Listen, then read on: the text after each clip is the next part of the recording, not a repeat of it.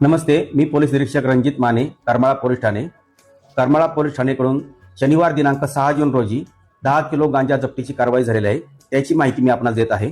यामध्ये अशी हकीकत आहे की आम्ही दैनंदिन कर्तव्य करत असताना बातमी मिळाली होती की करमाळा पोलीस ठाणे हद्दीमधील करमाळा बायपास येथील साडेकर प्लॉटिंग या अंधाराच्या ठिकाणी एक व्यक्ती गांजा विक्रीसाठी येणार आहे अशी माहिती मिळाली होती.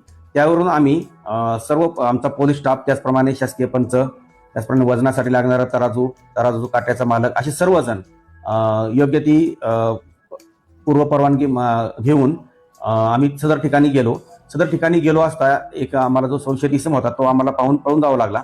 त्याचा पाठलाग करून आम्ही त्याला साधारण देवीचा माळ इथं पकडलेला आहे आणि त्याच्या ताब्यातून साधारण 10 किलो 248 ग्रॅम गांजा जो आहे तो जप्त करण्यात आला आहे. सदर गांजाची किंमत ही 2,56,200 रुपये असून त्या इसमाकडे एक हिरो मेस्ट्रोची स्कूटर आहे ती पण जप्त करण्यात आलेली आहे. असं एकूण 3,06,200 रुपये किमतीचा मुद्देमाल आम्ही जप्त केलेला आहे.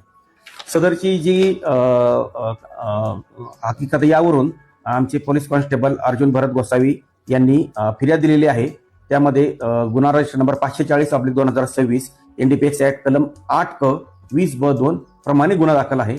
सदर गुन्ह्याचा पुढील तपास हे पोलीस उपनिरीक्षक संदीप बनकर करत आहेत आणि सदरची जी कामगिरी आहे ती आम्ही आमचे पोलीस अधीक्षक sir Shri Atul Kulkarni sir, upper police अधीक्षक श्री विजय कबाडे सर, त्याचप्रमाणे आमचे एसडीपीओ सर ज्यांच्याकडे सध्या करमाळा उपविभागात चार्ज आहे असे श्री प्रशांत डगळे सर, आमच्या अंजना कृष्णा व्हीएस मॅडम यांच्या मार्गदर्शनाखाली मी स्वतः पोलीस निरीक्षक रणजित माने, पोलीस उपनिरीक्षक संदीप बनकर, पोलीस हवालदार अजित उबाळे, अर्जुन गोसावी, अमोल रंदील, चेतन पवार, रविराज गटकुळ आणि बापूसाहेब कोकाटे यांनी केलेले आहे.